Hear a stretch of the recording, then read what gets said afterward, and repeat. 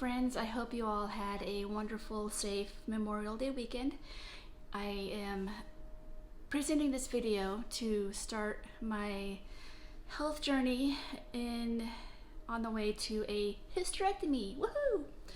So basically what's going on is I went ahead and had a complete physical last November 17th, 2020 with my family doctor, who sadly has since retired, so I currently don't have a family doctor, but hopefully that will change soon because I need one. Well, anyway, so the reason I am presenting this video is I went ahead and have already taken some steps up to getting the hysterectomy, but I haven't had it yet, so I will go ahead and fill you in as to what I have done so far. So my family physician went ahead and referred me for some ultrasounds because I told him some of my symptoms, and he felt that I needed to have my innards looked at. So on December 2nd of 2020, I went ahead and had some ultrasounds. And by the way, I want to mention that the ultrasound process was pretty pleasant compared to other things, I guess. The only thing I really didn't like was having to drink a liter, I think, of water and hold it. They want you to, because if you're gonna have like a lower abdominal ultrasound, they want you to drink, I believe it's a liter of water and not use the restroom. So I went in with a full system. Yay me. And they went ahead and did the I guess it's called the pelvic kind of ultrasound. So they it didn't hurt. It wasn't really uncomfortable. It's just the idea of having a full system and they're doing an ultrasound. So if you can imagine that, yeah. Anyway, so when they finished that, I was able to go ahead and relieve myself in the restroom and return for part 2 of my ultrasounds. So by the way, I'm going to be using medical terms, you guys, for certain things, and I want to be professional about this. I want to be I don't know what the word is. I'm not a doctor. I'm not a medical professional. I used to be a CNA. That's about as far as I went. I went to school, got my prereqs for my nursing, but I never got in, so that's a whole other story. Anyway, so yes, I am going to be using medical terms for certain things and not street talk. So if street talk is what you're hoping for, you might get some of it from me, but not for certain parts, if you know what I mean. So when I say street talk, I don't mean like vulgar. I mean, yeah, I do mean like, I don't want to say like vulgar things. I really don't. So that's just not my style. Street talk, lay terms. I probably will say lay terms, but I'll try to lean more towards the medical terminology as much as I can for parts that don't really get discussed a lot, if you know what I mean. Okay, so, all right. So part 2 of the ultrasounds, this is right after I went ahead and relieved myself in the restroom, and I'm in for the transvaginal ultrasound. Now that didn't hurt. It was strange, foreign. It wasn't anything that I've never had anything like that done, so all I can do was just sit and relax and let her do her thing. And you know, she was quite professional. She was real nice, and she even gave me the CD, so I was quite happy about that. I got the CD somewhere around here. I have moved since, and that video is right there if you want to see the update of my life. Anyway, so yeah, so that was completed in pretty much just a few minutes. Anyway, so ultrasound's done. I got my results. Doctor called, family doctor that is. He called me and said, you have fibroids, uterine fibroids. And he emphasized the word benign. And I really, really appreciate that, because Cancer runs in my family, unfortunately. I don't know that anybody in my family has had uterine cancer or anything like that, but there are various types of cancer in the family, so that is something that I need to watch for in my own health. So when he said that I have benign fibroids, I was just pretty much all ears. I wasn't like woohoo, or I wasn't like oh, or but I was kind of surprised that I had fibroids. I was pleasantly surprised because there was something causing my symptoms, which, by the way, I don't want to go into in too much detail because it gets kind of, YouTube might pull my video, by the way, if I do that. So I won't. I'll just say that if you want to look up symptoms of fibroids, you're probably going to find some of mine. So yeah, anyway. So next step is, I didn't really need a referral with my insurance. I didn't really need a referral to the gynecologist, but it took me a while to actually make an appointment because I wasn't ready. I wanted the hysterectomy. I still want it, but I just wasn't ready because I thought, well, I'm in my 40s and I might be going through, menopause. I might be at the perimenopausal stage in my life. So, and I say that because my grandmother went through early menopause. I feel like she was kind of lucky in that sense. I don't know what all she went through. I do know that she had to have hormone therapy, and that was not fun, I can imagine. Anyway, that's a whole other topic. Anyway, I feel like I'm saying anyway a lot. I should probably film these like in the morning, like sometime after I've taken my ADD medicine, because I feel like I'm all over the place right now. But what was I leading up to? Oh, so I did not make an appointment because I felt that maybe this might be the last visit for MetFlow, so to speak. So yeah, it wasn't. So I thought, okay, you know what? Why don't I just call?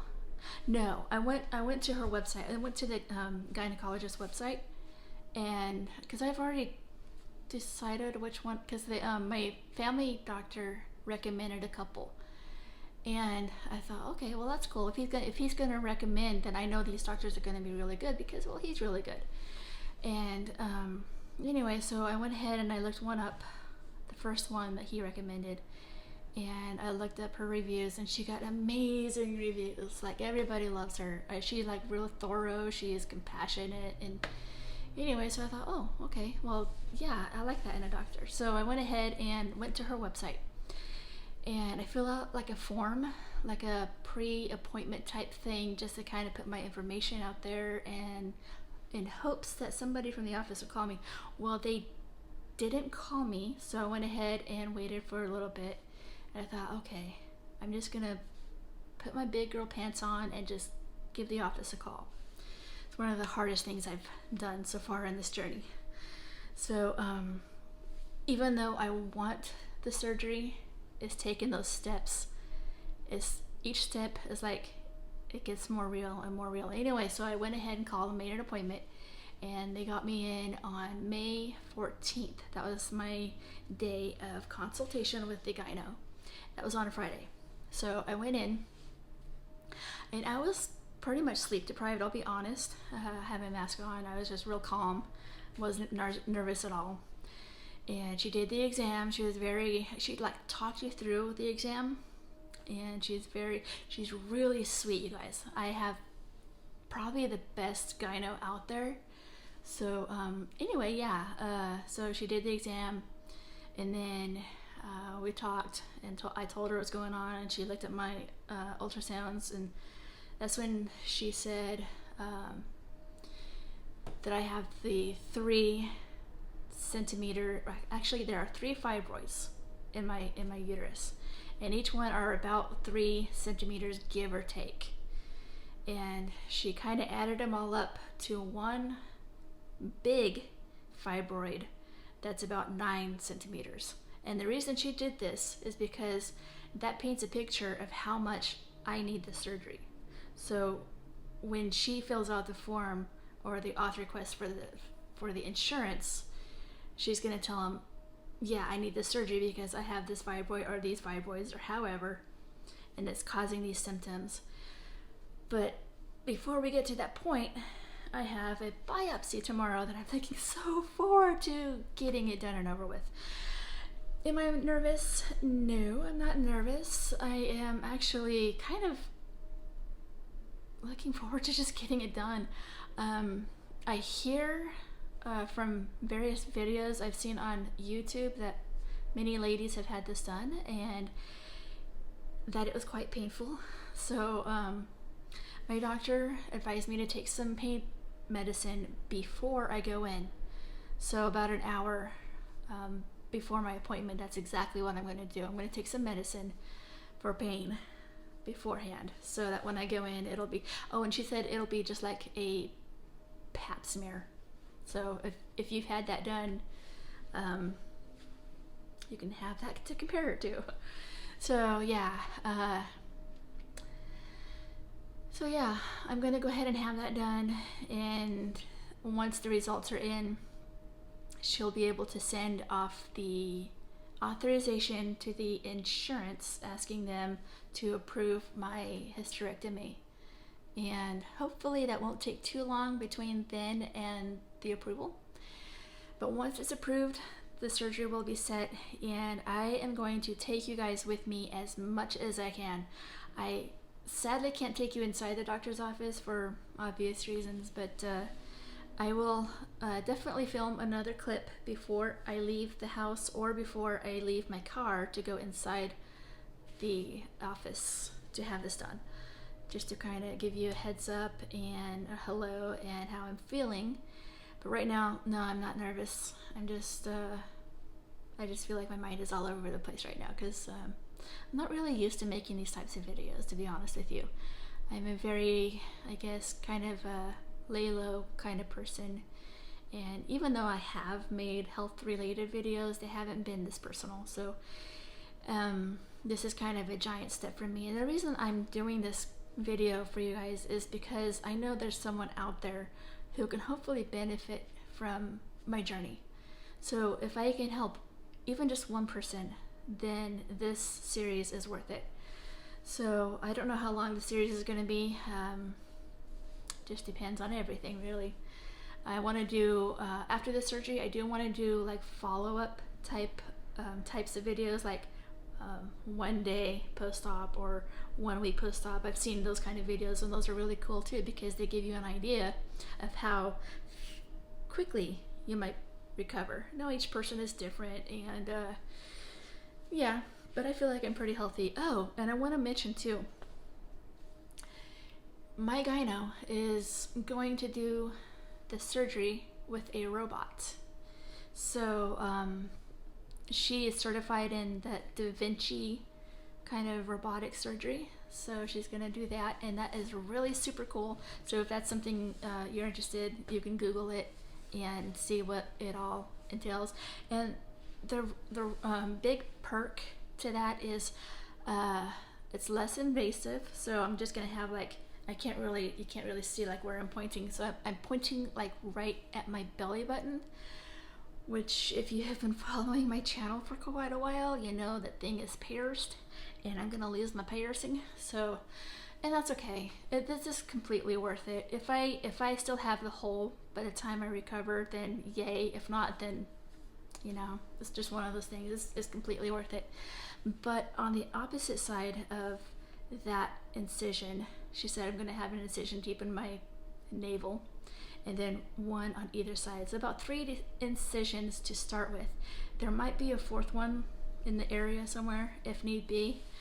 But what it entails is the camera is going to go down into my abdominal cavity, and that allows her to see my innards and see with more precision.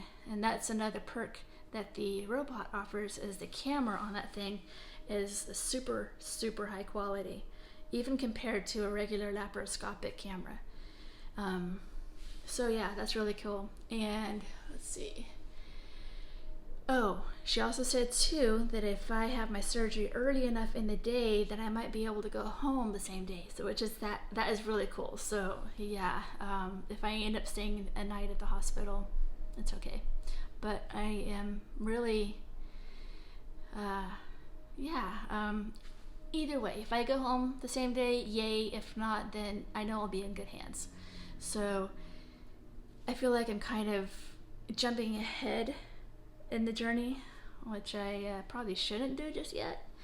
I just want to take everything step by step, but this is the introductory video for this series, so I'm just kind of laying it all out there for you guys. And I know I probably should have started this thing back when I had my, I don't know, maybe when I had my ultrasound, or even when I had my physical exam, but I didn't really see the need to start a journey on the day of my physical exam, because I didn't think there would be one. But yeah, anyway, so yeah, if you have any questions regarding, I don't know, robotic surgery or fibroids, I'm not a medical professional, but I'll try to help you as much as I can. But yeah, just hope this video is encouraging to you and makes you feel comfortable in your own journey, and maybe you might know somebody too who is going through this. You can share this video with them too. It's okay. But yeah, anywho, I will check in with you before my biopsy and just give you a quick hello. Okay, I'm getting ready to take off, so here we go. Okay, you guys, I will be honest, that was actually a piece of cake. I took some pain meds beforehand and went in there pretty nervous. I wasn't scared or terrified or anything, but I was nervous, and she told me not to worry. So I lay down and did my thing, and she did her thing, and before I knew it, she was pretty much done. Yeah, it's basically just a little bit of cramping during the process, and I'm feeling no cramps right now. I'm sitting in my car and I am going to work at 12:30. It's right now almost 11:30, so I have about over an hour to kill, and I am going to drink some water because I'm sitting here sweating in my car and I am hotter than a firecracker. But I am also very thirsty, so I wanted to just come on here, you guys, and just let you know that if you're facing an endometrial biopsy, which is what I just had, please talk to your doctor about taking medicine beforehand, and that will really help you guys. So I am glad I took some medicine, and I'm glad this is behind me, and because I was actually pretty much preoccupied with this. It was on my mind all the time. What's it gonna feel like? Is it gonna hurt? Blah blah blah, you know, because every single video I saw out there, you guys, you know, I don't know if they didn't take their medicine, or if they didn't take, or maybe they have a lower pain thresh. I do have a high pain thresh, I won't lie. But I also took some medicine, so yeah, this is something that is easily done. And when I say easily, I'm not just throwing the word around. As long as you take some pain pills beforehand, and just relax as much as you can. And also too, I gotta say, I have a really good doctor. She knew exactly what she was doing, and she talked me through it. And during the process, I don't even think this thing took 5 minutes, but I started feeling the cramping, and we were talking, and she goes, "Well, I'm almost done." So at that point I went like that, and that's it. And she goes, "Okay, well, I'm just gonna go ahead and pull this out." And she did, and she was done. She got the biopsy, and we are golden. She also said too that I think her receptionist or somebody had already sent the auth request for my surgery, but they're going to send it again now that I've got the biopsy done. So she also said that it may take a couple weeks, and yeah, so I am looking forward to the next step.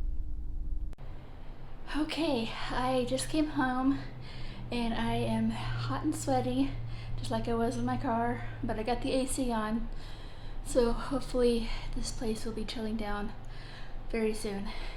You guys, I just wanted to say, I know I said earlier, I kind of let it seem like the biopsy was no big deal and I didn't feel any pain, blah, blah, blah.